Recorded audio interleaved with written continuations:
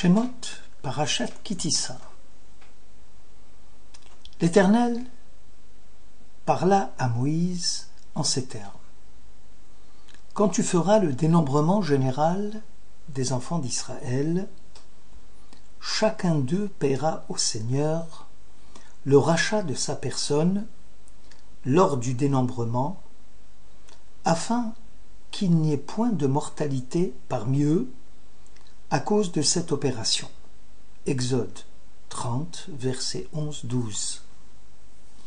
Selon le Keli Yakar, chaque fois qu'il y a lieu de dénombrer les fils d'Israël, on parle littéralement d'élévation spirituelle. Nessiat roche, littéralement lever la tête. Pourquoi ? Israël est précieux aux yeux de l'Éternel, à l'instar d'un berger qui compterait avec amour son troupeau tous les jours. Le commentateur ajoute : seules les choses qui n'ont pas une grande signification sont exemptes de dénombrement. Il en est ainsi de la paille, du sable. Par contre, les éléments essentiels à la nourriture de l'homme sont dénombrés dans la Bible. Ainsi, l'orge, séorim, est comptabilité en fagots. Selon l'expression du Cantique des Cantiques, bitner aremat chitim suga bashoshanim. Ton ventre est un fagot d'orge entouré de roses. Le paysan, dans la société patriarcale, et aujourd'hui, accorde une grande importance à ces fagots de blé. Le roi Salomon, d'ailleurs, compare le peuple d'Israël à un tas d'orge où chaque élément de ce blé a une grande signification. La métaphore du ventre montre aussi que la sainteté du peuple d'Israël n'est pas seulement liée à l'esprit d'Israël, mais aussi au ventre, c'est-à-dire à la nourriture consommée selon les règles appropriées de la cacheroute, et qui a une grande incidence sur la sainteté du peuple. La clôture, bordée de roses, fait allusion aux sages d'Israël qui ont dressé une barrière, une haie de roses autour de la Torah pour la préserver des interprétations fallacieuses contraires à l'esprit même de la Torah. Souvent dans la Bible, Israël est comparé aussi aux étoiles. Que le Saint béni soit-il, Hamotzi bemispar tsevaam, fait sortir selon le décompte des armées du ciel. Dans cette section de Kitissa, il s'agissait pour chaque Israël de payer le rachat de sa personne, qui consistait à donner un demi-cycle, la moitié du cycle, et qui sera l'offrande réservée à Dieu. Et ce, concernant quiconque fera partie du dénombrement depuis l'âge de 20 ans et au-delà, et devra s'acquitter de l'impôt à Dieu. Selon les tosafistes, la moitié du cycle, Mahatzit HaShekel, qui correspond à 10 guéras, une unité de monnaie courante à l'époque, devait être offerte à Dieu pour réparer justement la faute du veau d'or, où le peuple s'était fourvoyé justement dans le décompte des heures, puisqu'ils avaient confondu à quel moment devait venir Moshe, Vayar Ha'am qui boshech Moshe. Le peuple a vu que Moïse avait tardé. Nos sages disent qui boshech, la 6e heure à laquelle Moïse devait venir et que Moïse n'était pas venu. Donc, le peuple s'était fourvoyé dans le décompte des heures et dans l'attente de Moshe, qui devait revenir après son séjour auprès de Dieu. Pour racheter cette faute du veau d'or, selon les tosafistes, Dieu a demandé à Israël d'apporter la moitié du cycle pour justement réparer cette faute. Moshe, avons-nous dit, avait tardé de revenir. Boshech, qui peut se dire Bashech. La 6e heure avait sonné, la moitié de la journée. La moitié de la journée. Journée de 12 portions, selon le calendrier hébraïque. Et c'est pour ça qu'on a porté un demi-cycle. Et Moshe était toujours absent. Le peuple s'était laissé aller à l'idolâtrie. Et la moitié du cycle, moitié de la journée, les 10 guéras, suffiront à payer le rachat de chaque personne de plus de 20 ans, ayant transgressé les 10 paroles, 10 guéras, 10 paroles, dans lesquelles il est mentionné « Tu n'auras point d'autre Dieu que moi ». Une question cependant. Pourquoi les personnes âgées de plus de 20 ans devront s'acquitter du rachat de la faute du veau d'or, alors que le peuple s'était fourvoyé entièrement, enfants et vieillards compris. Les sages du Talmud enseignent que lorsque la grande majorité du peuple juif commet un péché,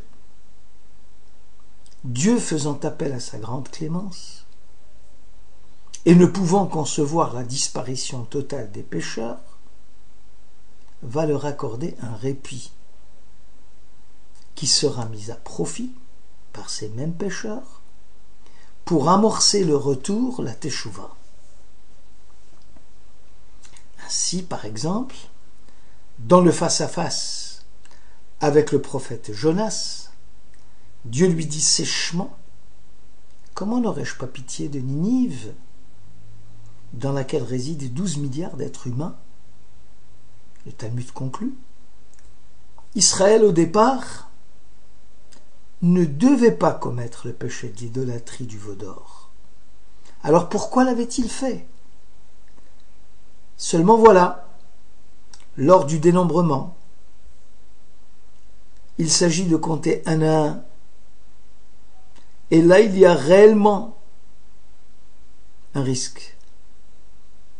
Celui de voir le pécheur individuel mis à nu devant son Créateur, avec son carnet de notes personnel, où les fautes sont mentionnées à son débit et les mérites à son crédit.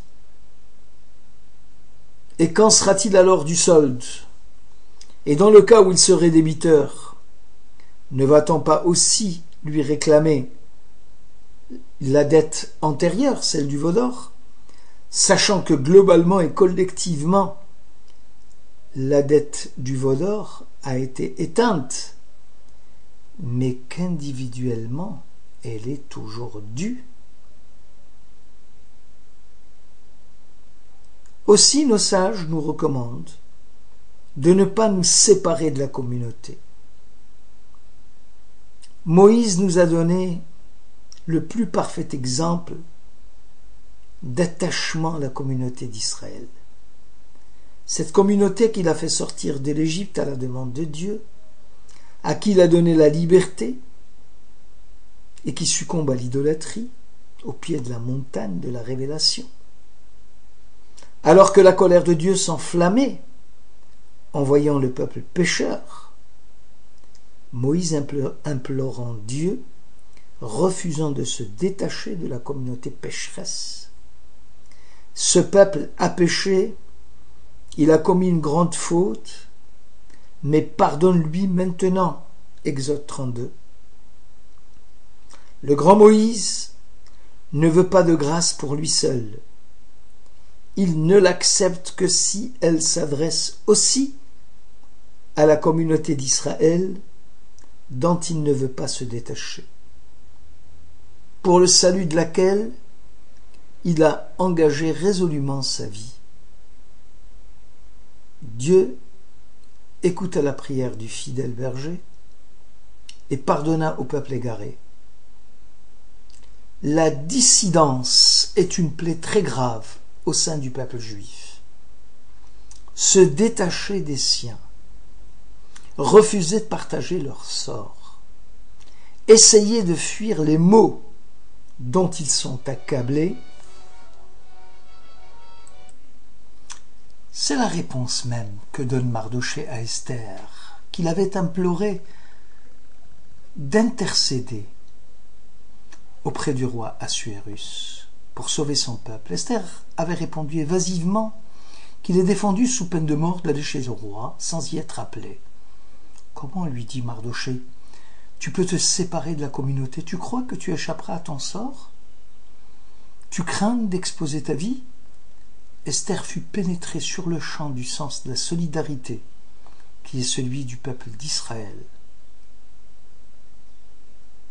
Et Dieu, à ce moment-là, a compris. Le jeune exauça la prière et sauva son peuple. Le Talmud conclut: tout homme qui n'épouse pas les soucis de sa communauté ne prendra jamais part à sa joie. Seuls se réjouiront de la résurrection de Jérusalem ceux qui ont pris le deuil de la destruction de la ville sainte. Isaïe 66, verset 10. Une question cependant. Comment se fait-il que le peuple d'Israël peut tomber du haut de sa tour dans une profonde chute aussi spectaculaire que celle du veau d'or? Comment un peuple qui a vu, qui a connu tous les prodiges de Dieu dans l'Égypte pharaonique peut succomber tout d'un coup à un démon de fer Avodazara? Nos sages nous ont enseigné que l'on succombe petit à petit à la faute. Jamais Satan, qui symbolise ici les forces de séduction du mal, ne peut agir d'une façon globale. Il agit sournoisement, doucement. Alors pourquoi cela ne s'applique-t-il pas au peuple qui a quitté l'Égypte? Pourquoi le peuple d'Israël, tout d'un coup, va succomber à l'idolâtrie la plus abjecte? Le rabbin Shmuelevitch, dans Sichot Moussar, explique que si la faute s'insinue sournoisement pour faire succomber l'humain, et qu'elle le fait graduellement, cette graduation cesse lorsqu'un homme est dans un état de fragilité spirituelle et morale. Dès qu'un homme est déprimé, à ce moment-là, le Yetzer Hara a une prise sur lui qui est immédiate et il peut lui faire faire ce dont il a envie, ce qu'il voudrait qu'il fasse. Et par conséquent, Israël, ne voyant pas Moïse arriver, 6e heure passée, fut déprimé. Le Satan se frottant les mains et disant maintenant, je peux les amener dans les abîmes, dans les profondeurs du péché, dans la forme la plus abjecte du paganisme, parce qu'ils sont entre mes mains. En conclusion, lorsqu'un homme sent qu'il devient fragile, il est en pleine chute au niveau spirituel, il doit doubler de vigilance, de ne pas donner prise au Satan, c'est-à-dire aux forces du mal, qui peuvent lui causer des dégâts beaucoup plus graves que le niveau de chute spirituelle dans lequel il se trouve. En moralité, l'homme doit constamment conserver un espoir qu'il peut s'en tirer Et pour cela, il faut qu'il soit dans un état permanent de joie qui lui permet de redémarrer, qui lui permet de dépasser l'état de dépression dans lequel il se trouve, afin d'entamer une nouvelle ascension spirituelle. Merci de votre écoute.